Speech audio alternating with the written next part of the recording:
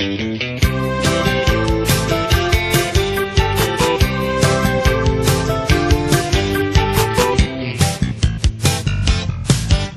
po sa Creating a Positive Thought. Binanggit ko po na pag negatibo po ang iniisip, negatibo din po ang resulta. Now, ano po ba ang gagawin natin? Palitan po natin ng positive thought, yung negative thought na meron tayo. So, paano po yan natin gagawin? Yung cancellation po na binanggit ko po sa inyo, yun po ay malaking tulong. Yung installation po, malaking tulong din po yun. Pati po yung affirmation and declaration. Ngayon po, alin pa po ang bagay na dapat ninyong intindihin? Yun po yung pagbubukas ng ating kaalaman. Dapat po nating intindihin na dapat po tayong mag-aral. This is my challenge. Kung gusto nyo pong umangat ang inyong buhay, dapat po tayong mag-aral.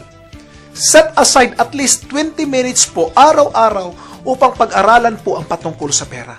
Yung patungkol po sa financial freedom na meron kayo. Now, titingnan nyo po ang inyong kondisyon ngayon. Pinag-aralan nyo po ba o umupo po ba kayo kahit 20 minutes lang araw-araw at tingnan yung kondisyon na meron kayo? Umupo po ba kayo araw-araw at pinaplano ninyo paano ninyo aayusin ang pera? Paano gagastusin ang pera? Paano mag-i-invest? Paano magsisave? Ngayon, kung hindi po ninyo ito ginagawa, tiyak po, hindi kayo umaangat sa buhay. Tiyak po na hindi tayo makakaahon mula sa kahirapan. Dahil ang mga mayayaman po ay nag-aaral po yan. Hindi po natatapos ang pag-aaral. Hindi po natatapos yan sa kolehiyo. Kahit master's o doctor's degree po kayo, hindi po yan natatapos doon. Kailangan pong mag-aral.